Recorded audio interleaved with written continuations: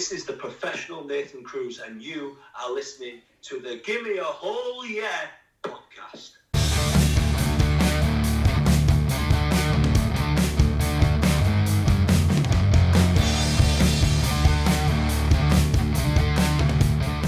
How are you? So you're coping. You've got your channel. You've got your figures and stuff, which you're doing. What else are you doing to keep yourself busy during this time? I've got myself a little gym set up in my garage. I'm an avid gardener. I really like my garden, and I've got a nice koi pond out there and a tiki bar at the back that I've just been kind of. I say converting. I'm just changing the theme of it to a surf shop at the minute. Just put a new sign up on that, and and then other than that, like Disney Plus has been a big help. I'm a big comic book fan as well, so I've got comic books that I'm working through. Revisiting a few old games, and I think this is now the 8th podcast I've done. So nice. I've had plenty of chances to do interviews and stuff like that, which has kind of been cool. But yeah, that's basically it. That's ticking me through. Yeah, cool, man. Keeping you busy. I saw that Streets of Rage has just come out with the first game in 25 years. I was going to check that out. Like just because from my childhood and stuff, I was like, I never have the time normally to play games. So and even though I'm still busy because I'm still getting emails about bands and I'm still getting emails about doing that stuff, but I've actually got half an hour to an hour just to play around with games and stuff. So it's quite obviously not good in the majority, but there's a few things it's a bit of a pause button on existence. You know what I mean? So in some ways that's we can. That's exactly what I've said. Yeah. 2020 is the year the world went on pause. Yeah, so it gives us some time to reflect and stuff. And on that note, man, one of the things I really wanted to ask you about was because you've been able to do so much within wrestling, and obviously, you've been able to travel around and do so many things. Like, how do you define success as a person? Because people might look at you on the outside and be like, oh, well, he's done this, he's done NGW, he's done, World of Sport, bit of stuff in NXT, and all that stuff you've been able to do. But I wanted to ask you about, just your own personal definition. How do you define success? It's a very good question. I think, and I've always said that success is subjective. It means something different to everybody, whether it could be a wealth or or just an achievement of having a family and things like that. It's different to everybody. There's a big part of me that, and I've said this before, that if for whatever reason my career had to end tomorrow, I feel successful. I'd feel like, look, my goal was to make this my full-time living, and I've done that for the best part of 10 years now.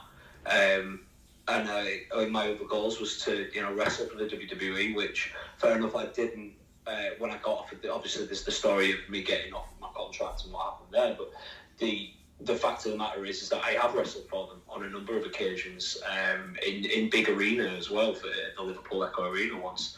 I did get offered that WWE contract. Obviously, there's other things that I'd still like to do. I really want to wrestle in Japan. I would like to have a big money contract. For me, I guess that if I'm thinking about the definition of the success for me would be to know that if it did end tomorrow, I'm still financially set. Yeah. So, say for example, in this current climate, because of everything that's going on, financially, I'm struggling.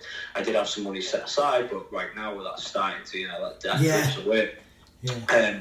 So now that's starting to become a bit of a burden on me, as where I'd say that'd be success for me, to be able to just, sit in the house that I've always visioned that I'd like to have, and know that I'm healthy, that my partner's healthy, that my family's healthy, and that if anything was to come up, that I could take care of them, that I could take care of my friends, and that I think that's it's a necessary evil, is money. I hate it. I sound like somewhat of a hippie sometimes when I say that, I see things in the current situation, or I'm a big one of the things that I'm really conscious of is global warming, and when I see governments having meetings saying, but if we get rid of petrol and we switch to this, the damages that'll have on the financial economy, I'm like, for God's sake, it's a man-made thing.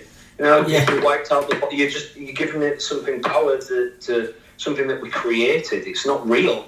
I get so wound up about that. Like, money's just a necessary evil, unfortunately, in the world that we live in. But it is an evil. Yeah, of course, man. It can mess you up as well. I was having a conversation the other day with someone about how absolute power corrupts, and how people that you can be the best person in the world, but that money and that gives you all the opportunity in the world. But sometimes it can mess with you in terms of the power dynamics. If you look at the WWE situation right now and the layoffs that they've had to make and stuff, I think the control money gives you an element of control that is, it can be quite destructive in some ways. You know what I mean? Yeah, it can. Yeah, absolutely. I'm a big thinker now that I think we've surpassed the use for it. I think at one time in human evolution, it wasn't necessary that we needed, but now I think we're so far developed past that do we really need this anymore? Like, do we really need to? We're at a stage of evolution where I think that the world could exist if we did things by token.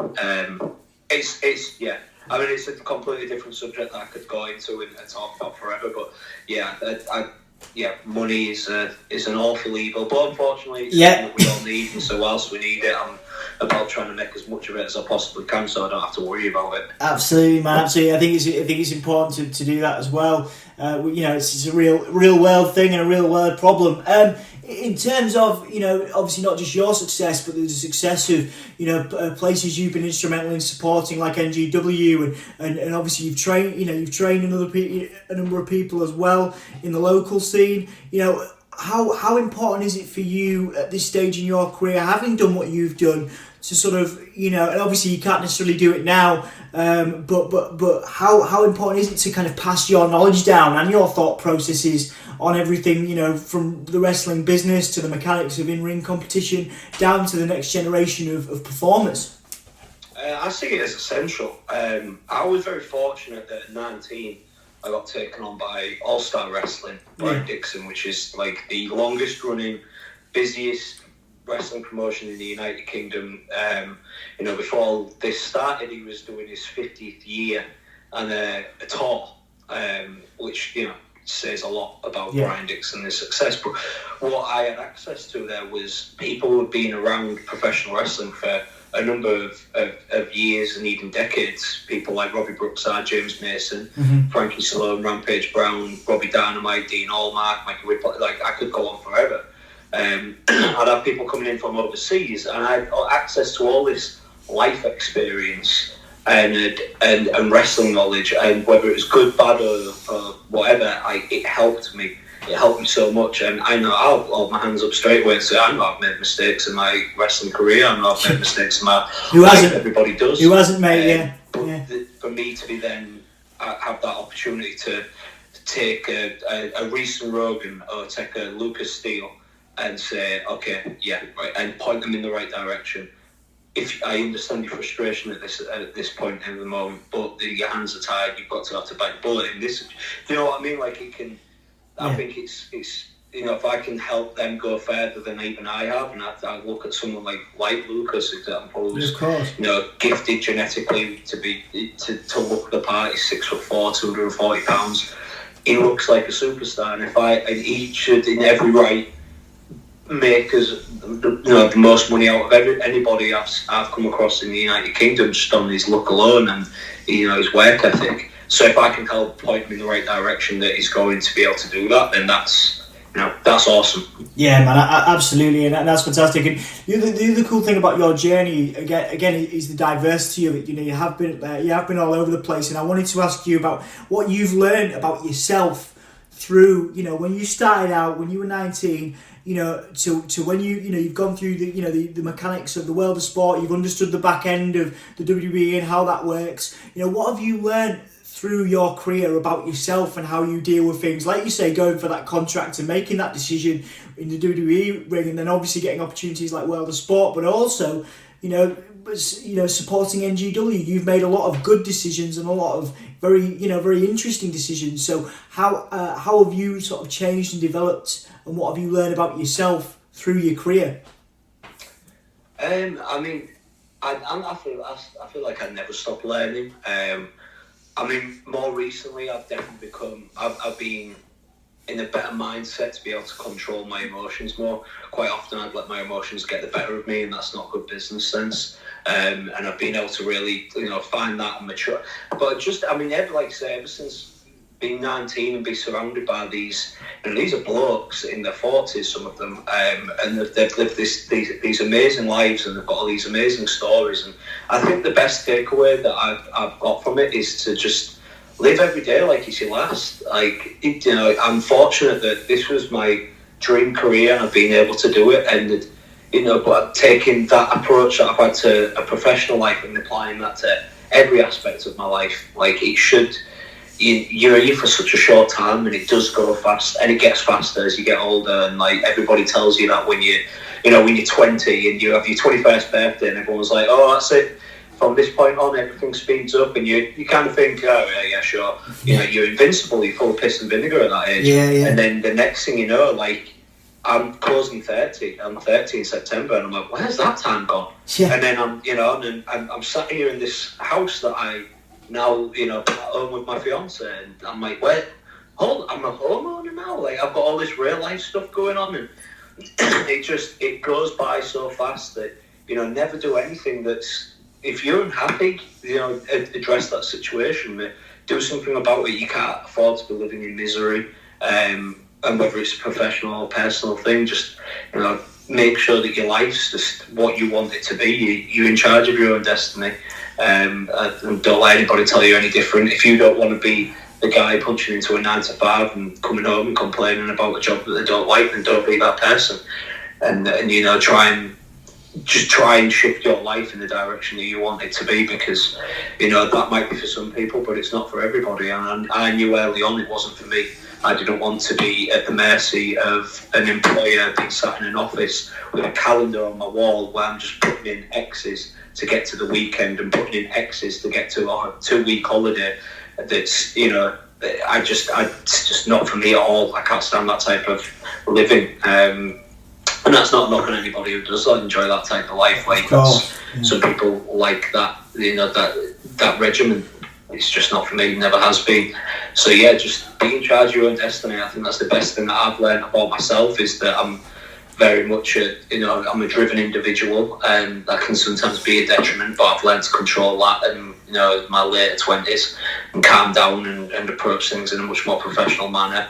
But yeah, I'm always learning, and I enjoy that learning process. I enjoy that development, that growth of myself. Like, there was a time in my early 20s that I can imagine I was pretty unbearable to be around. That's why I value the friendships that I've still got from those early days. Someone like like Matt Myers, a guy called Andrew Dye, who does a lot of the editing and media for NGW, going over the pond. People like Cash Wheeler, Dash Wilder, like they were around me in that time period, and I look back at that and think, God, I was a bit of an arrogant prick back then, and I was, because I was so focused on going to WWE, and I was getting told by the right people, you're probably going to end up going there, and then that didn't happen for me because of one thing or another, and then it was kind of a reality check, and then you never stop learning in your life. Yeah, man, I think as an extension of that, though, it'd be interesting to talk, because we do a lot around mental health and stuff these days, and obviously the perception of your profession and the perception of how you look in terms of the way you conduct your matches and the way that things work for you. It'd be really interesting to talk about, because I do like your thought process. I do like the fact you remain positive through these things. What would you say to people that look at they're looking at WWE as the pinnacle, or AEW, whatever, and then they focus on that, and they focus on that too much, but they don't explore opportunities outside of that. Like you've been able to do. You've kind of done a bit of everything, and you're not still at this point in your career. You're focused on surviving, making money, doing the best you can as an artist and a professional. What would you say to people that that they get, I'm sure there are other wrestlers that you could name and other people out there that get so down, they get down on themselves because they're not achieving that, we'll call it a quote unquote pinnacle of professional wrestling and performance. What would you say to those people in terms of sort of motivation and stuff, because you've been able to create a reputation for yourself, a solid career outside of sort of the what other people would call we'll call it the pinnacle, but you've obviously done world of sport, and you've travelled all over the place, and you've done so many amazing things and made it your career for 10 years. So what have you got to say to those people that let it get them down and let it really, fester in them? Because I know people like that, and I'm sure you do as well. Yeah, and it's one of the things that it's so hard to get out of that rut. I've been there. After everything happened with me with WWE in end of 2016 and early 2017, I was depressed. I was really struggling with it. And I had a real bad alteration with somebody at the backstage of NXT in Full Sail University in 2017 that literally broke me down and reduced me to tears. Yeah. But I look back at that as probably being the best thing that could have happened to me, because going back to what you said there about looking at WWE as the pinnacle, I had everything I'd ever worked for 10 years and everything I'd ever wanted from being a child in my hands. It was there. There it was. This contract that I dreamed of. I've signed it. They just need to sign their part. And then I fail a blood pressure medical, and I'm like, I can't explain it. And I believe in God. I'm not religious. I don't believe in religion. I believe in God. I couldn't make sense of that. And I'm questioning, like, why have you done this to me? Like, I don't do it, and everything just crumbled around me. And then, but then when I stepped back from that situation, and then I had that negative alteration at Full Sail, I was looking at the situation like, why do I want to go here again? Because when I fell in love with wrestling in 2001, like this, well, I say I always was a fan, but decided to make this what I wanted to do in my life. It was a very different product then. Yeah. And everyone I know, like Rampage is one of my best. Yeah. Like he's been the best mentor that I could ever have. He's like my big brother. He was there. He was miserable. I feel like I can say this now that they've left after I've requested the release 7 times, but the revival. Dash is my best friend, and I knew he wasn't happy there. So why do I want to go here again? And that gave me the opportunity to then step back and go, I could be stacking shelves in Asda, but not. I'm doing what I've always wanted to do, and I'm very fortunate that this is, I've still got a good income. Yeah, there's a hustle here that I have to work harder for it, but it's still better doing that than being able to go and getting told to, you've got 10 crates of Heinz that need putting or whatever. Do you know what I mean? And I think if you're ever in that situation, you're really down like that, the only way that I could suggest even tackling it is to embrace the negative. Go get that job. Go get a normal job. And if you're not a full time, if you are a full time wrestler, of course, go get that normal job and see how long it is until you go, okay, yeah, it's any bullshit that you put up with in wrestling is so worth going back to once you realise how negative a normal job can be at times, and how damaging that can be on your mental health, particularly in the UK, because the work is bone. So of course. I think maybe do that, attack that at that end, because you'll soon realise how fortunate you are to be able to just call this your job.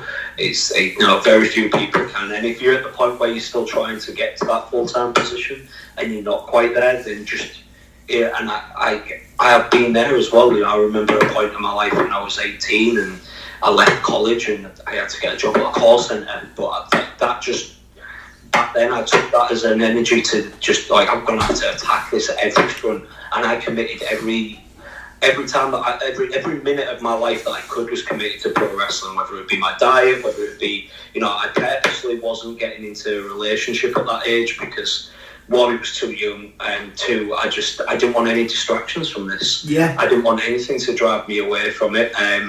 Even if it meant, losing somebody in your life that you felt like you had that connection with, it just wasn't worth it to me.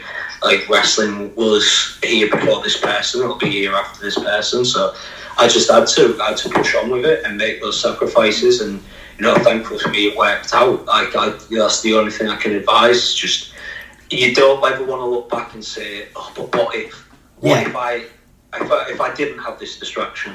Or what if I didn't have this in the way? Could I have made it? Well, if that's going to be a question later down the line, then eliminate it right now, because it's not worth putting yourself through that. But if you can look back and say, I gave this my 100% best, and yeah, I still failed, but at least it's not down. You know what I mean? You can still say that you tried. Absolutely. You gave it everything. Absolutely, and mate.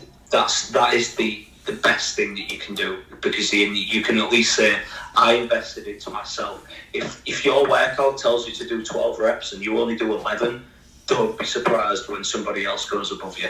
Yeah, absolutely. That's a really good message, man. We've got about 3 or 4 more questions now. And just before we talk about your inspirations outside of wrestling and the things that you love to do outside of wrestling, I wanted to ask you, because obviously you're a Hull lad, which is amazing in terms of, you've been able to do these things and sort of, be from Hull and stuff. And in the music industry, I find that, it's lesser now, but there used to be a really strong north-south divide in terms of opportunities, and you had to do a lot more travelling and a lot more grafting if you were from, say, a Yorkshire town. And there's obviously you, and there's Ligero and a couple of others that have done well from Leeds and areas like that. But have you found that through your career that there was a more of a challenge with you being from Hull than, say, if you than if you were living down south or anything like that? And what have you got to say on that kind of matter?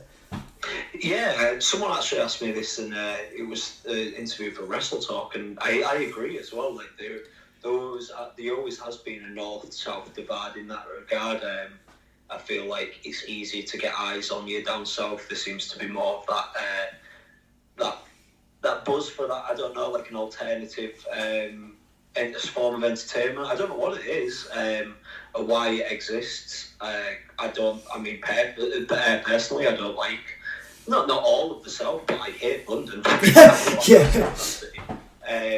I just, no offence to anyone from there, I just don't like the city. But I don't understand it. But it has always been there, and it has always been something that I'd like to say, going back to All Star, I was fortunate with that regard, is that we just basically lived on the road, so we was travelling all over the place anyway. And I've tried to always replicate that with independent bookings as well. But yeah, like I do find that quite often I have to.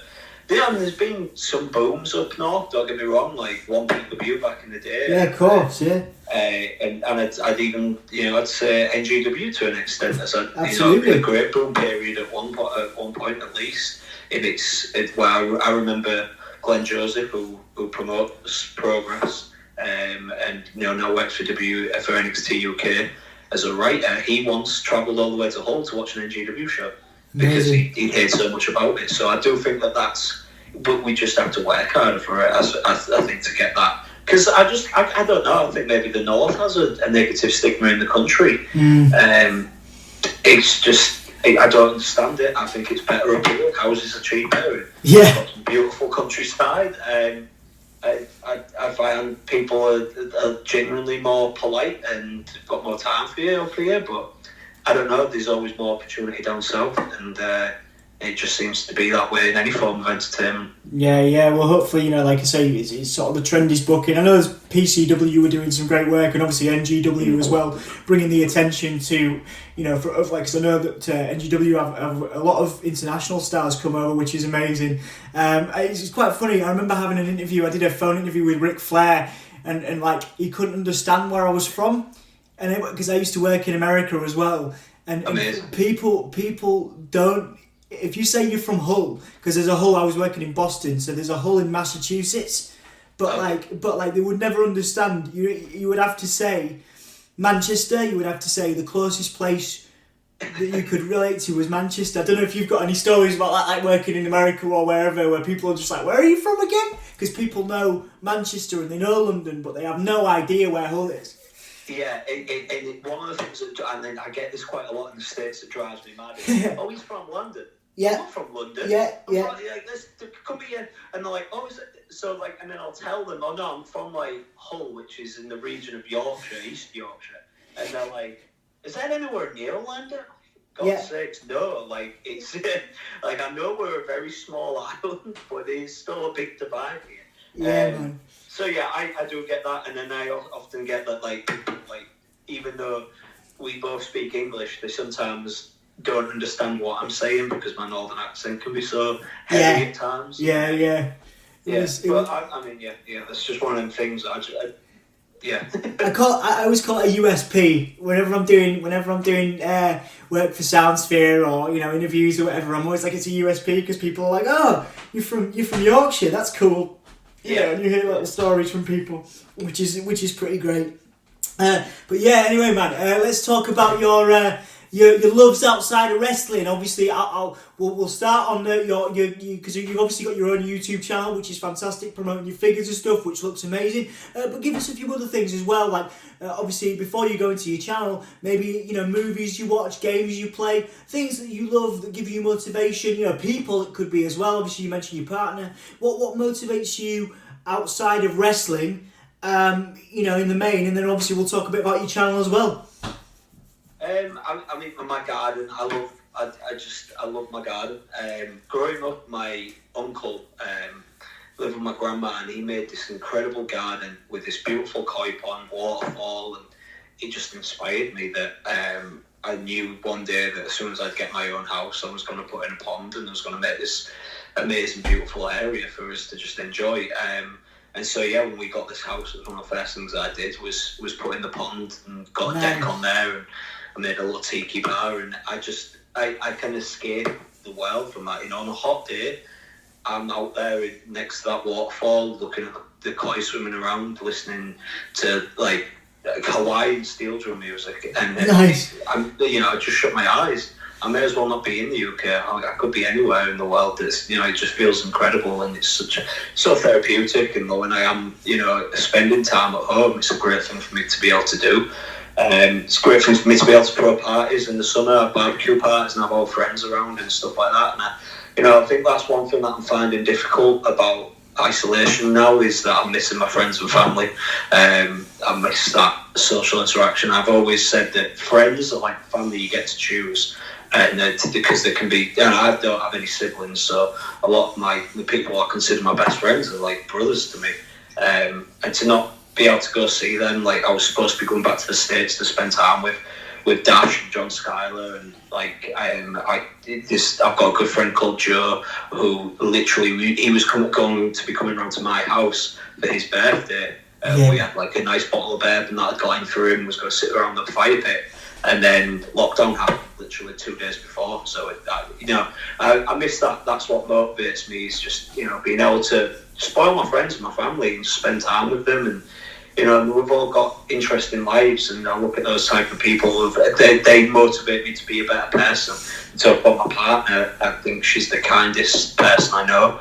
And that motivates me often. And I find myself in situations at times where I'm now approaching something with a different mindset, and I know that's because of Gemma's influence. And the same, like I could say with Dash, like I was supposed to get married this year. That isn't happening anymore. I was supposed to be getting married in Jamaica, but obviously we can't travel. So, but he was my best man, and he will be whenever we reset a date for it. But he, because he's the best man I know, like he literally motivates. Like when I say about having that success to spoil your friends and your family and take care of them, I think I get that a lot from him.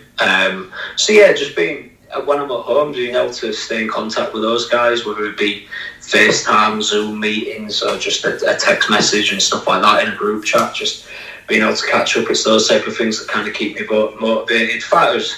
Films go, I'm a big superhero fan, so I love all the superhero films, but I love a good crime story as well. Like, I went to see The Gentleman at the start of this year. Yeah, I've heard good things about that, yeah. It instantly jumped into like my top 3 films of all time. Oh, no way. I rewatched it.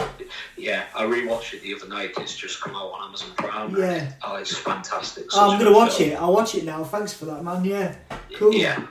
Cool. Yeah, dude. Well, talk to me. Obviously, you've got films there. You've got people. Thank you very much for sharing those stories as well. Tell me about your channel, your YouTube channel.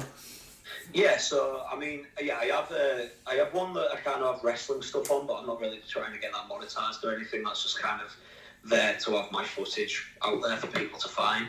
But then I have one called Cruz Off Road, which is like me. Completely be me out of character. Yeah. At home, and one of my big interests is toy collecting. I've been toy collecting since 2004, and I really got into it around 2013. when we was house hunting, me and Jem, like one of the things I was always conscious of is, well, we need to have a spare room so I can have a toy room. Yeah. So I've got this room that's just full of collections from toys from, like from the 90s or, or maybe some more modern day stuff, but if it's modern day stuff, it's always like superhero related or something like that. Or like re-releases of original 90s toys and things. But yeah, and just as isolation was definitely approaching, like I was thinking of other things that I'd like to do to just, have something to be passionate and enthusiastic about. And as I mentioned, Andrew Dye earlier is one of the best video editors that I know, and he's one of my best friends. So I pitched the idea to him of doing a YouTube channel called Inside the Toy Room. Well, cover different subjects each week of like some of the different things I've got in my toy room, and he loved the idea. So we shot 8 episodes back to back just before the lockdown, and he sent me like the first edit of the first episode, which was Small Soldiers. I thought it was brilliant. Yeah. And I was so happy with it. And again, that's becoming a cool little learning process to us both on launching a channel and trying to get subscribers and get the right eyes on it and things like that. But at the same time, it's a proper love project because it's something that I love doing. I know he enjoys editing with these small type of videos and having fun with that, and I'm getting to do it with my best friend. It's just so cool, like in that regard. So yeah, any support anybody out there could give us. One of the best compliments I've had for it so far is people who have watched it who have said like, I'm not into toy collecting. I'm not even into action figures. But I enjoy watching your show because you host it so well, and they're not that. They're only about 7 minutes at the max. And I give like history on the toy line. Yeah. Okay, so look at what I own, because that'd be boring.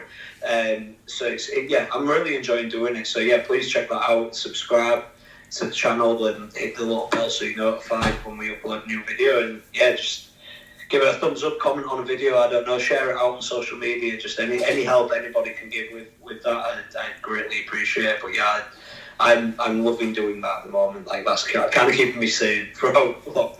Yeah, man, that's cool. Actually, it made me want to buy more stuff. It made me want to spend money on figures. Like, I bought myself a little Venom figure the other day. I went on Amazon and I was like, yeah, cool.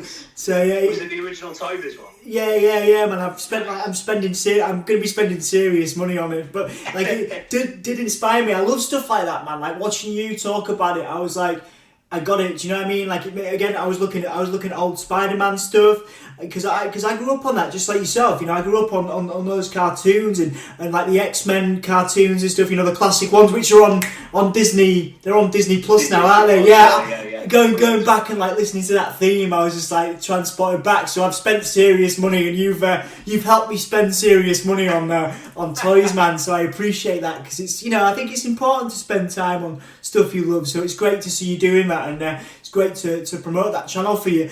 Before we finish up, a couple more questions. Then obviously I wanted to talk to you about the fact that you have trained, and I think it'd be a shame if we didn't, and I'm sure you do get asked about this sometimes, but obviously you do inspire people. People look at your career, and they could be from Hull, they could be from anywhere, and they look at your success and what you've achieved. And I wanted to ask you, you talked about Lucas's look and you talked about his work ethic, but if somebody came to you, whether it was on the street in Hull or in NGW or wherever, and said, look man, I want you to, mentor me. I love your work. I love your chemistry in the ring. I love your characters because obviously you've portrayed multiple different characters and in different turns. What would you look for? What key tips would you give to anyone who comes out of this lockdown? Maybe they've listened to this, or you've influenced someone to buy loads of toys, but they also want to be a wrestler. What kind of tips would you give to anybody who wants to follow in your footsteps, so to speak?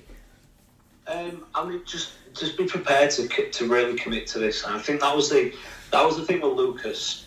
Like, I knew he had a lot of potential just looking at him and his desire and dedication. But then when he really spoke to me was this was early 2018. I was going away for February half term on the road doing the Butlins shows, which is I was away for 4 days straight, and I'd come home for 1 day, and I'd be back away for another 3.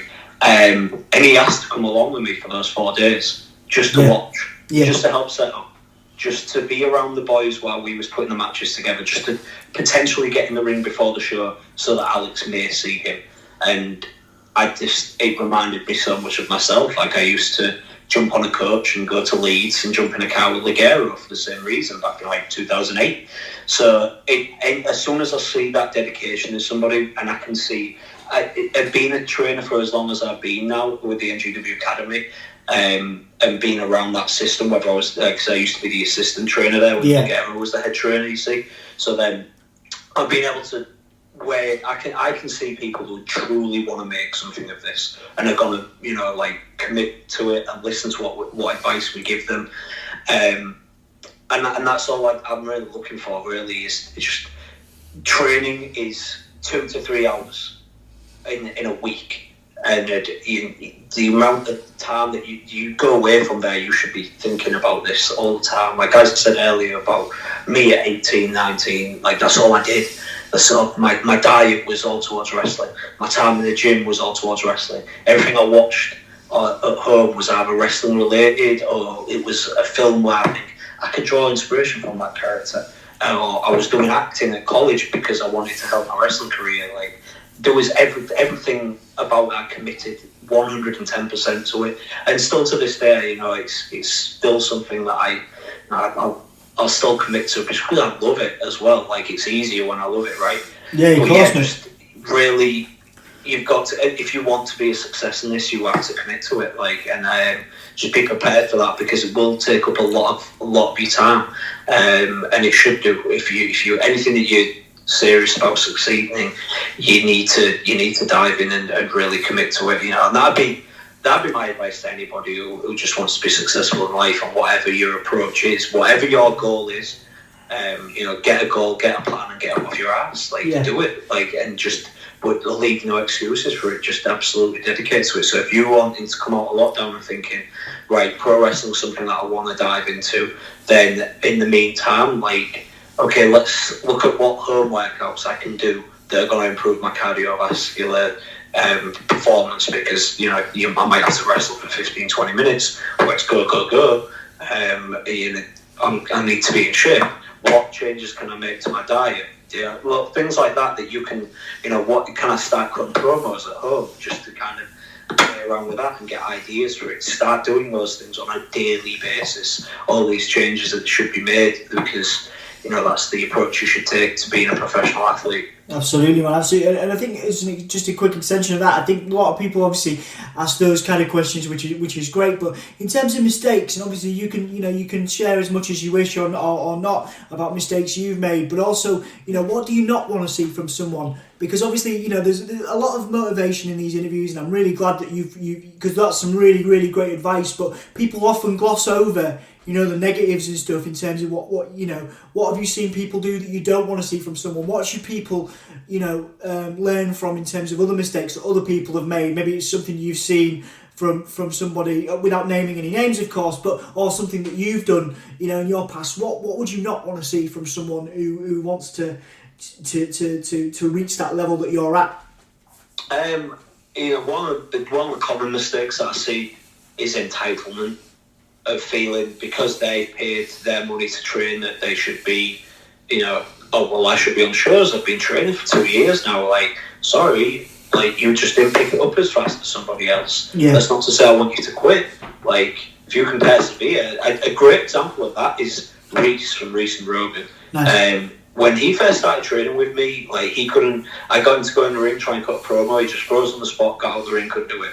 The second time, he got so wound up, he threw the microphone down and stormed out the academy. It took him years to really click to this, and then eventually there was just a point, and I remember seeing training, and I turned to Matty and I said, like, Reese has really improved. And then last summer, one of the proudest moments I had, it was every Monday we had shows at the Burlington Spa, and I was stood on the balcony, and I'd always watch my students. Reese was on this show, and he just grabs the microphone and cuts a promo in the ring in front of about 200 to 300 people, and it was so believable, it was so intense, and it was so good, and I just couldn't have been any prouder at that moment of any of my students, because I knew how much of a hurdle that was for him 3-4 years ago, and he never quit. Reese never quit. He stuck with this, and it's still something that it still doesn't come easy to him to learn something new or get out of bad habits, but he listens. And the issue that I sometimes have with students is they won't, like, they just think that they know best. Yeah. And I just think, well, why are you coming to training? What's the point? Like, if you think you know best after, like you've mentioned in here, like how long I've been wrestling now and the career that I've been able to have doing it, places it's taken me. If that's not something you want from this, then I'll never understand the I know better mentality and just not showing that respect to people. Like, I think you should show respect to anybody who you want to learn from, completely. Like, if I went, like, I'm diving into YouTube, like, this is becoming a YouTuber is completely new territory to me, and there's people who I turn to for advice, and I show them all the respect in the world because they're giving me their time, for God's sakes, to help me. So show that respect. Like, it should be a given, and sometimes it isn't, and I never understand that, and it's not something that I want to attach to. Do you know what I mean? I don't want to hear excuses. I don't want to hear. I want to see that dedication. It's the complete opposite. In regards to mistakes I've made myself, just be careful what you're going to say online. Like, I've in the past, like, say in my early 20s, emotion would get the better of me. I'd bite at something someone would say, and I'd say it in the most undiplomatic way that could never. You couldn't see a positive from this. I'm just being, and I'm biting back in a very nasty, malicious way because I feel attacked, and that's not a way to handle things as a professional. It just really isn't. So just avoid that. Like, when Ace Matthews first started, and he's a student of mine, I told him to just not. He was like, "Well, I'm on social media. Everyone's on social media. Should I get it?" And I was like, "Nah, just stay away from it for a year because you're gonna go into the ring and you're gonna make a load of mistakes." In your first year, like wrestling, like you'll forget stuff or you'll bumble something. It'll happen, and you don't want a place where people can target you and attack you for that, because it's only going to be damaging to your mental health, and it's only going to attach a negative stigma to you. And that's what I love that. Like, this is how grim the world is now. Everybody seems to have an opinion, and those who lack skill seem to have a louder one than those with talent. And I hate it. Like, I just think, if you're a paying customer of professional wrestling and you've never got into that ring and never experienced it, you have absolutely no right to criticise anybody's performance whatsoever. You can say you enjoyed something, you can say, I wasn't really into this, and leave it at that. You should not go into the mechanics of how this works because you've never done it. You don't understand what it takes, and you don't understand how much that can actually impact somebody's mental health. They've got a long drive home after, and the only thing that they can think of, them negative comments, and they can sometimes sink in more than the positive ones. So just shut your mouth and show some bloody respect to people who are doing this. And that's, I went on a tangent there, but I got him away from social media for my first year because I just knew it wouldn't be good for him. I just got him picked on camp show wrestling where he could go and make mistakes in front of holiday makers who aren't going to really notice the difference anyways. And then it was like a year or so after that we started, getting him put on a few more independents and saying, okay, like maybe, get a Twitter now, get an Instagram, and start promoting yourself. Well, that first year I just kept it hidden because I think social media is the most toxic place imaginable. Once my career's done, whether it be wrestling or this YouTube channel or wherever my entertainment may take me, moment I'm retired, I cannot wait to delete Twitter because I think it's become such a toxic environment. Yeah, that's a really interesting point, actually. I've had a lot of conversations around that and people's mental health, so that's really good, and that's a really interesting kind of reaction as well, with you actually saying you want to delete it when you retire, which is that's massive, man. But it's a good point you make. So thank you very much for sharing that as well. Just before we go, obviously we talked about things you want to do in the future, go to Japan and stuff. What goals do you have post lockdown or in lockdown? Because like you say, you're staying creative. You've got your partner, you've got your channel, you've got your garden. Across the board, career, wrestling or otherwise, what goals have you got for the rest of this year, or even, well, I guess could be 2021 by the time we're out. So what goals do you have for the future? I mean, in recent time, I've looked at AEW, and at first it was just, I just want to see this do well so we can have something other than WWE.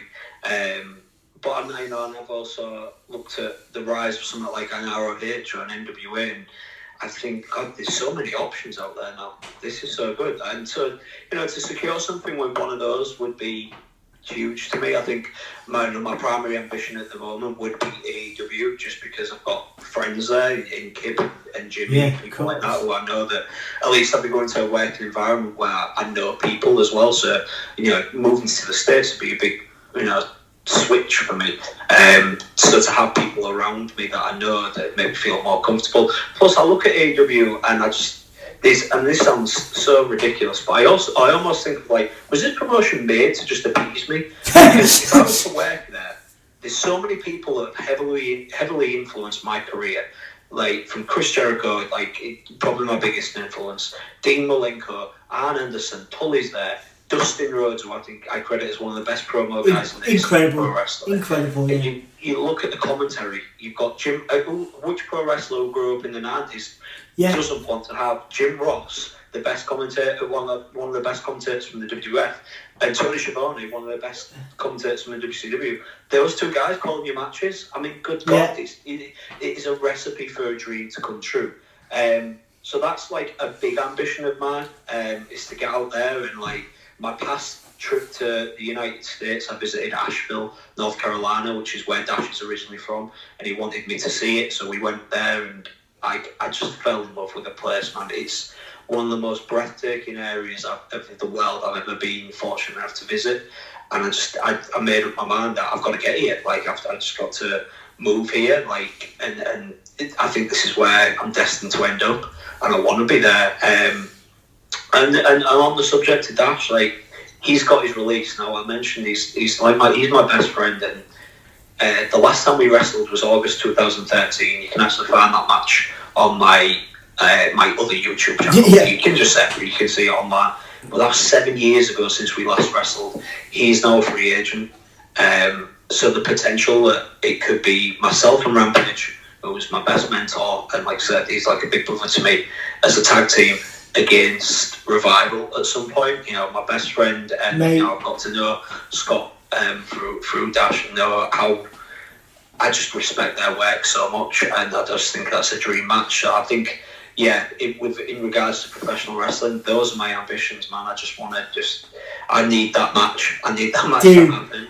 That's awesome. It's a dream for me, but then also I really do want to try and get my hands on this big money contract, because I'm closing 30 now, and I don't ever want to necessarily have to quit, but I also have to look at like a future. Like, as much as professional wrestling's providing for me for right now, it's not providing me for the future. Like, I don't pay into a pension or something like that, and those are things that I am going to start having to think about in my 30s. So, without a big money contract coming along, I don't see it being something that I can definitely see myself doing. Again, this is why I'm trying to heavily promote my YouTube channel and start to dive into a different aspect of work, because I still very much want to be in entertainment.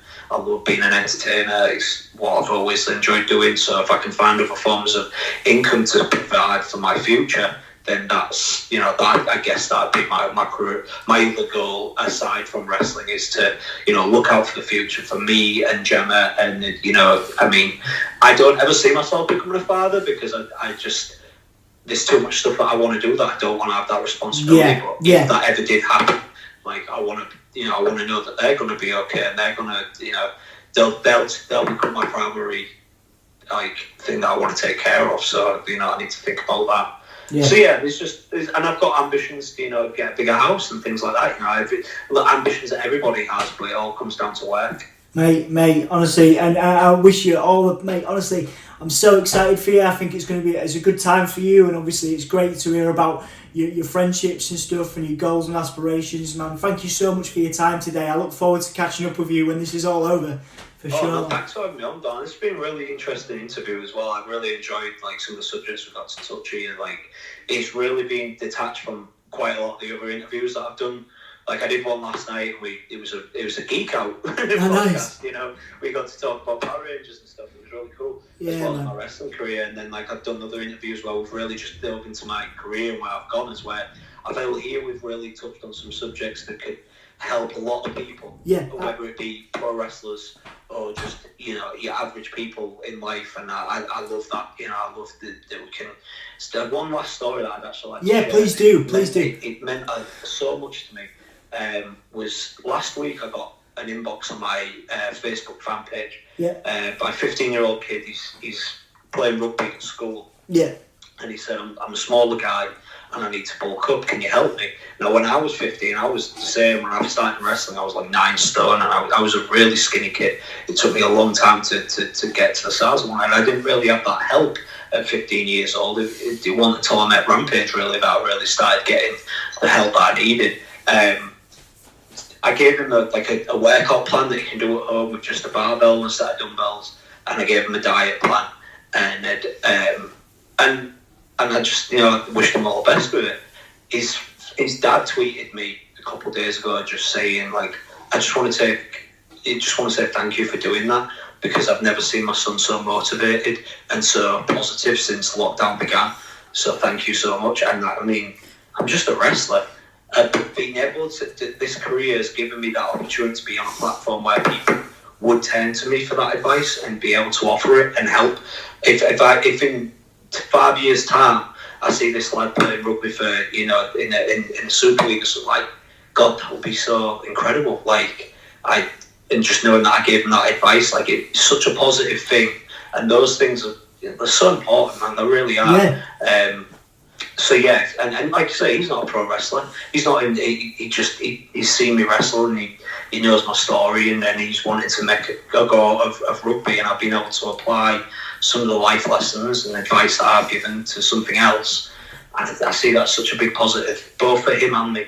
Mate, that's amazing. Thank you again, dude. Thank you so much for sharing that stuff with me, because, like you say, it's about motivating people. But I always think, when you're sharing stories like that with me, I think, you've done, obviously without trying to sound like I'm, like going back all over your career and stuff. But to me, it's those stories that, you've wrestled all over, you've wrestled for all the big companies, and you're doing it from Hull and whatever, which is amazing in itself. But stuff like that, when people are messaging you to say you've changed their lives or you're helping to change their lives, man, that's all you need. I think personally, that's all you need, and some cool comic book figures and stuff, and your own channel and all that stuff.